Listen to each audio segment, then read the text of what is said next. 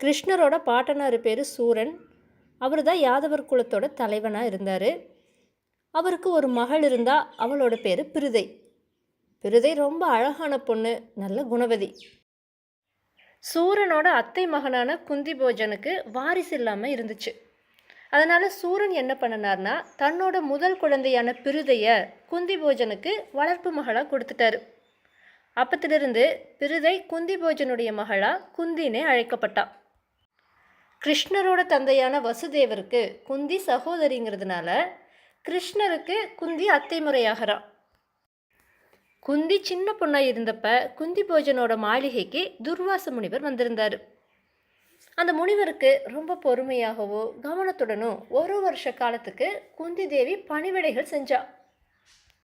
இதனால் மகிழ்ந்து போன துர்வாச முனிவர் என்ன பண்ணினார்னா, ஒரு அரிய மந்திரத்தை குந்தி தேவிக்கு உபதேசிச்சாரு. குந்தி, இந்த மந்திரத்தை ஜெபித்து நீ எந்த தேவதையும் நினச்சி அழைக்கிறையோ அந்த தேவதை உனக்கு முன்னாடி வந்து தன்னோட மகிமையால் நல்ல குணங்கள் பொருந்தின புத்திரன் ஒருத்தனை உனக்கு கொடுப்பாங்க அப்படின்னு வரம் கொடுத்தாரு. குந்திக்கு அப்போ ரொம்ப சின்ன வயசு. விளையாட்டுத்தனமாக அவள் என்ன பண்ணுனானா, துர்வாசர் தனக்கு உபதேசித்த மந்திரத்தை அப்போவே சோதிச்சு பார்க்கணும் அப்படின்னு நினச்சா. அதனால் வானத்தில் தோன்றி உலகத்துக்கே ஒளி வழங்கி கொண்டிருந்த சூரிய பகவானை மனசில் நினச்சி குந்தி அந்த மந்திரத்தை உச்சரித்தா. பிறகு என்ன, குந்தி மந்திரத்தை உச்சரித்த அடுத்த நொடியே சூரிய பகவான் குந்திக்கு முன்னாடி வந்து நின்னாரு. குந்தியே, நீ புத்திர பாக்கியம் அருளும் மந்திரத்தை என்ன நினச்சி உச்சரித்ததுனால நான் உனக்கு முன்னாடி தோன்றுனேன் அப்படின்னு சூரிய பகவான் குந்தி தேவி கிட்ட சொன்னார். அதை கேட்டுட்டு குந்தி பயந்து நடுங்கினான். அதுக்கப்புறமா அவள் சூரிய பகவானை பார்த்து, சூரிய தேவனே, தயவு செஞ்சு என்னை மன்னிச்சிடுங்க. துர்வாச முனிவர் அருளிய மந்திரத்தை சோதிச்சு பார்க்கறதுக்காக மட்டும்தான் நான் தங்களை அழைத்தேன், வேற எதுக்காகவும் கிடையாது. இந்த செயலால் எனக்கு பாவம்தான் உண்டாகும்னு சொன்னான். சூரியன் அதுக்கு என்ன சொன்னார்னா, குந்தி தேவியே, நீ ஒன்றும் பயப்பட வேண்டாம். என்னால் உனக்கு எந்த பிரச்சனையும் வராது. என்னை விட்டு நீ பிரிஞ்சிட்டீன்னா முன்னாடி மாதிரியே கண்ணியாக மாறிடுவ, அப்புறம் என்ன அப்படின்னாரு. குந்தியோட பயத்தை போக்குன சூரியன் அவ கூட சேர்ந்தாரு. அதன் விளைவா சிறந்த வீரனும் உடலோடு உடன் தோன்றிய கவச குண்டலங்களுடனும் விளங்குற கர்ணனை பெத்தெடுத்தா குந்தி. குழந்தை பிறந்ததோ சூரிய பகவான் சொன்னபடியே குந்தி மறுபடியும் கன்னியாக மாறினா. இப்படி ஒரு கன்னி பெண் கையில் குழந்தையோட வந்து நின்னா ஊர்க்காரங்கள்லாம் சும்மா இருப்பாங்களா? என்ன பண்ணுறதுனே தெரியாமல் குந்தி திகச்சு போனான். நல்லா யோசனை பண்ணி ஒரு முடிவுக்கு வந்தான்.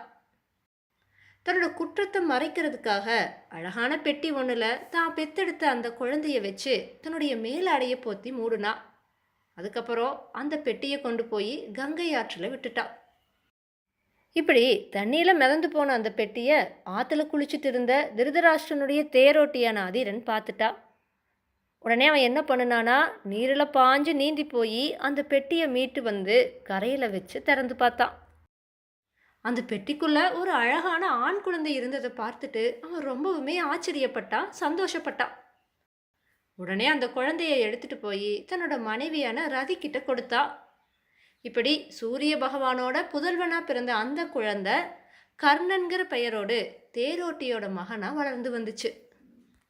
மறுபடியும் கன்னியா மாறின குந்தி, நம்ம பெத்தெடுத்த அந்த குழந்தைய இப்படி ஆற்றுல விட்டுட்டோமே அப்படின்னு நினச்சி ரொம்பவுமே வருத்தப்பட்டா.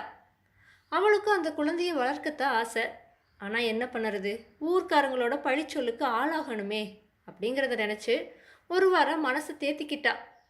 ஆனாலும் அடிக்கடி அவளுக்கு அந்த குழந்தையுடைய ஞாபகம் வந்துட்டே தான் இருந்துச்சு. சின்ன பொண்ணாக இருந்த குந்தி தேவி இப்போ திருமண வயசை அடைஞ்சிட்டா.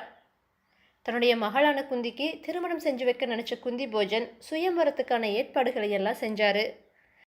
அவரோட அழைப்பை ஏற்று பல நாட்டு மன்னர்களும் இளவரசர்களும் சுயம்பர மண்டபத்துக்கு வந்து கூடுனாங்க. மணமாலையை ஏந்தி வந்த குந்தி பாண்டுவுடைய கழுத்தில் மாலையை போட்டா. குந்தியை பாண்டுவுக்கே முறைப்படி மனம் முடித்து வைத்தாங்க. சில நாட்கள் கழிஞ்சுது.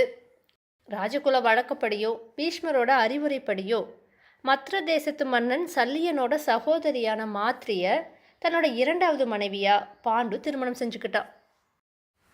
திருமணம் முடிஞ்சு 30 நாட்கள் கழிஞ்சதுக்கு அப்புறமா பாண்டு உலகத்தை வெல்ல நினைச்சு தன்னோட தலைநகர் ஹஸ்தினாபுரத்திலிருந்து புறப்பட்டான். பெரிய பெரிய யானை படையுடனும் குதிரை தேர் படைகளுடனும் பயணத்தை தொடங்கினான். இப்படியா பலம் வாய்ந்த படையோடு பலதரப்பட்ட எதிரிகளை சந்தித்தான் பாண்டு. எப்படி தேவலோகத்தில் இந்திரன் மதிக்கப்படுறானோ அதே மாதிரி தான் உலகத்தில் இருக்கிற எல்லா மன்னர்களையும் வீழ்த்தி பூமியில் ஒரே வீரனாக மதிக்கப்பட்டான் பாண்டு. இப்படியா பெரிய பெரிய வெற்றிகளை எல்லாம் குவிச்ச பாண்டு கொஞ்சம் காலம் கழித்து ரொம்பவுமே சோர்வடைஞ்சிட்டான். அதனால் தன்னோட மனைவிமார்களான குந்தியையும் மாத்திரியையும் அழைச்சிட்டு காட்டுக்கு போய் ஓய்வெடுத்தான். காட்டுக்கு போன பாண்டுவுக்கு வேட்டையாடலாங்கிற எண்ணம் வந்துச்சு. அப்பன்னு பார்த்து ஆணும் பெண்ணுமா 2 மான்கள் கூடி குழாவிட்டு இருந்துச்சு. உடனே பாண்டு என்ன பண்ணுனானா வில்லில் அம்பை தொடுத்து ஆண்மான் மேலே எய்தான்.